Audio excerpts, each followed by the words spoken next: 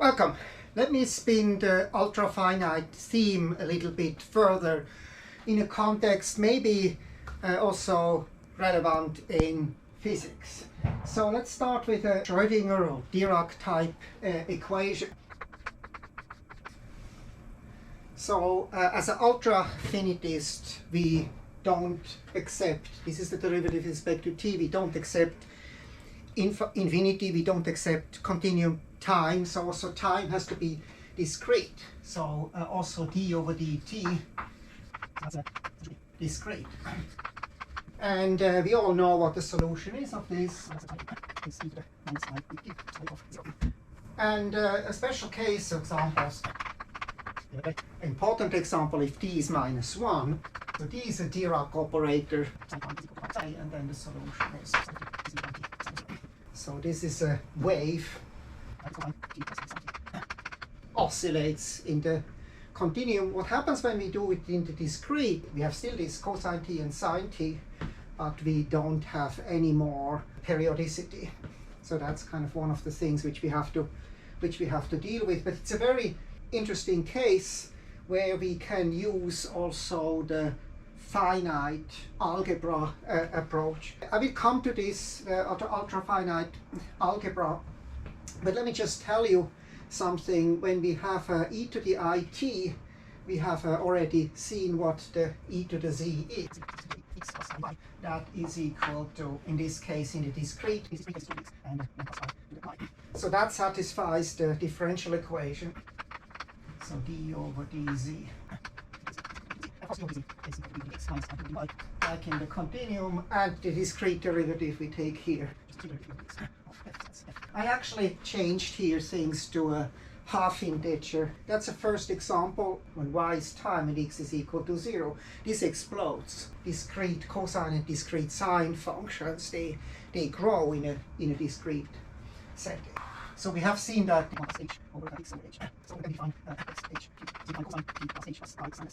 this cosine and sine functions, they grow. When h is 10 to the minus, which is the Planck length, 10 to the minus 35 meters, then this is not affecting things in practical matter. Just when you start a wave at the Big Bang and you wait until now and it reaches us with a X-ray, then it becomes an X-ray burst. But this is otherwise it doesn't really kind of change much. But we are on a fundamental level that we are not interested in any h here, and we are not interested in limits at all.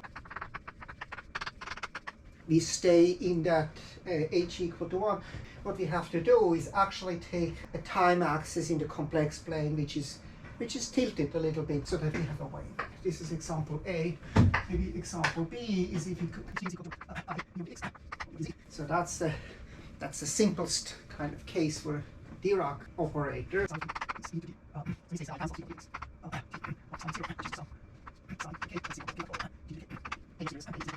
I don't write infinity here. Actually, all sums will be finite in our case. For every x, the sums will be finite. Also here, that's one of the magic things here, so that's just the translation. So the operator, this operator here, generates translation. That's kind of the first thing you learn in quantum mechanics. So that's just a Taylor series here. Example C would be if you have a d is equal to d plus d star for a graph, or Riemann manifold, it doesn't matter. Then d squared. And actually in general this Schroedinger type evolution is equivalent to the wave equation. So what you have in general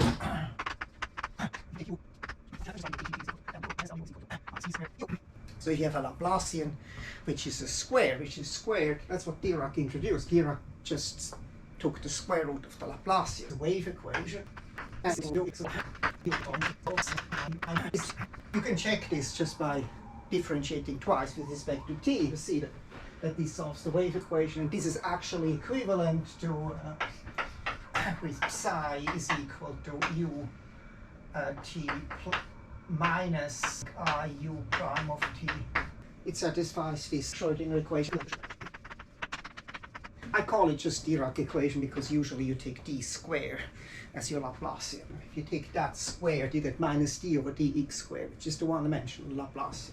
That's the first thing, that's kind of the first topic. But what I wanted to actually point out here, this is kind of already a hint. We want to use half integers. It is beneficial to double the lattice. So the motivation for this is ultra-finitism. So ultra-finitism doesn't believe in infinity, doesn't believe in limits, doesn't want to have infinite sums. Now, if you have a calculus for time is one-dimensional, calculus is one dimension is also kind of described by rules like the derivative of x to the n is n times x to the n minus 1. If you implement all this in an algebra, deformed algebra, which is finite in the sense that high powers are zero, vanish after some, and what you get is you get the Taylor's theorem. It's actually just essentially this idea here.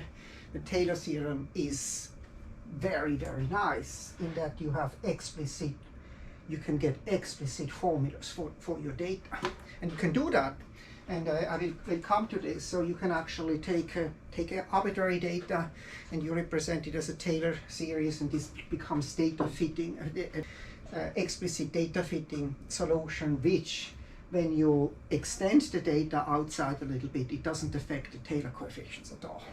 This is very, very nice, and this is relativistic because things far away should not affect us at all. So that's really these Taylor coefficients are somehow relativistically relevant.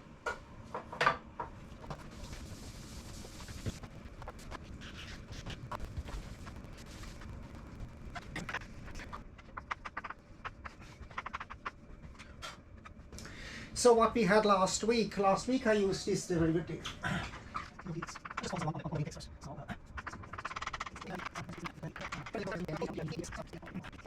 All x positive. Unfortunately for x negative, it is not. So what I did last time is on the negative axis here, I would actually just take the derivative f of x is equal to fx minus 1.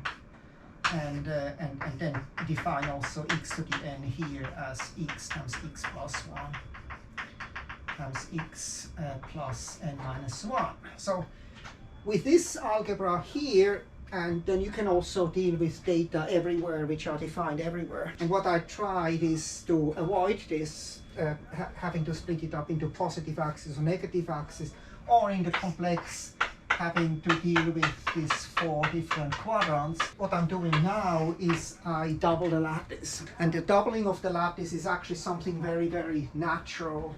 We'll talk about this much more. I've seen that several times in my work. When you take Jacobi operators, for example, you want to find a Dirac version of it, then you have to double the lattice.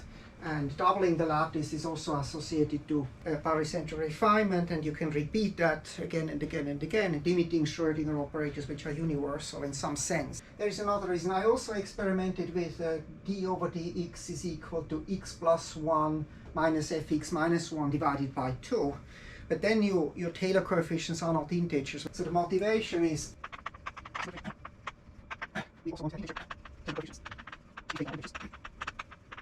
and we want to have finite sums.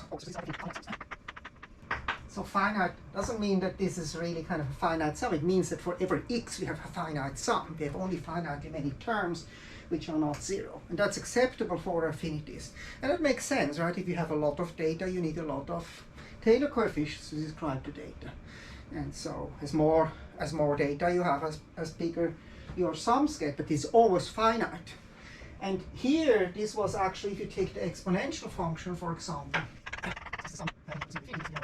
that in that case here, that's finite here, that's this formula here. But in the negative thing, this sum is infinite, so it's a limit. Of course, it becomes this rational, which you can compute, but it's an infinite sum, and that's not acceptable in ultra-finite mathematics. We want to actually make the lattice spacing equal to 1 is still that's h is equal to 1. We want symmetry, and that produces a half integer line.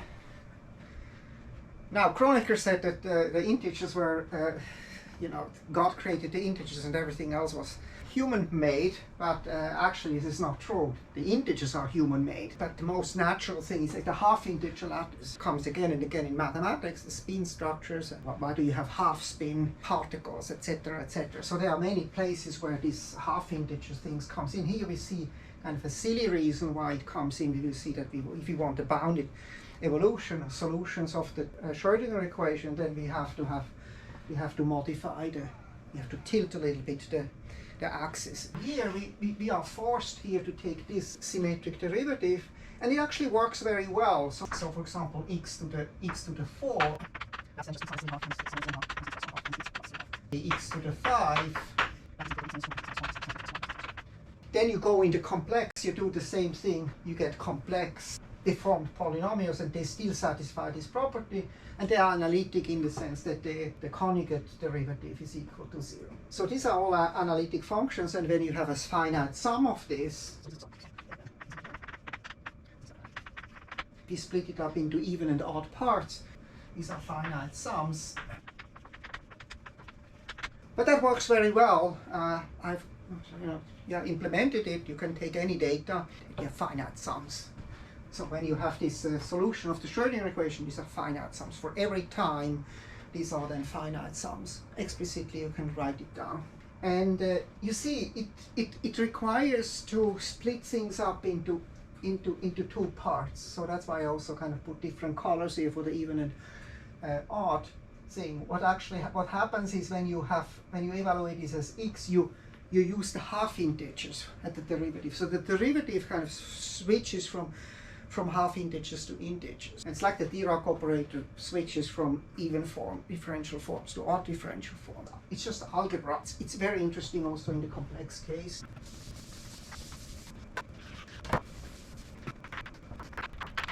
So now in the complex case, instead of doing these quadrant things, what I did last time with the old algebra, we had to look here at the expansion, here at the expansion, here different expansion, here different expansion. What we do is we just distinguish whether the function is, we have f analytic,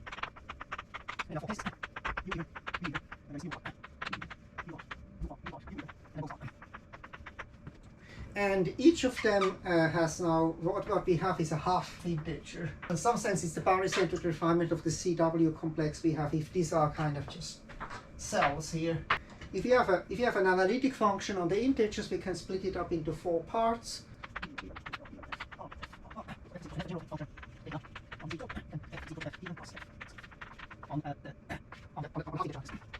So we put the no data here, we put them here on the even.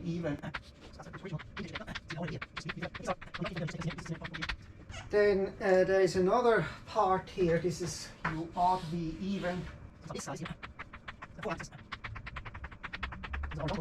Edges, and then there is the v odd edge, and there is this part.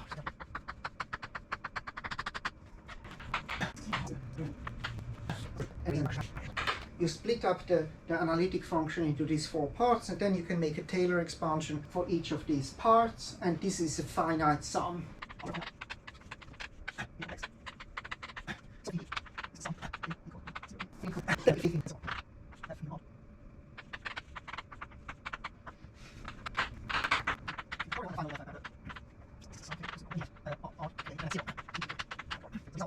These are finite sums, and so what we have is also explicit data fitting algorithm which doesn't need any linear algebra,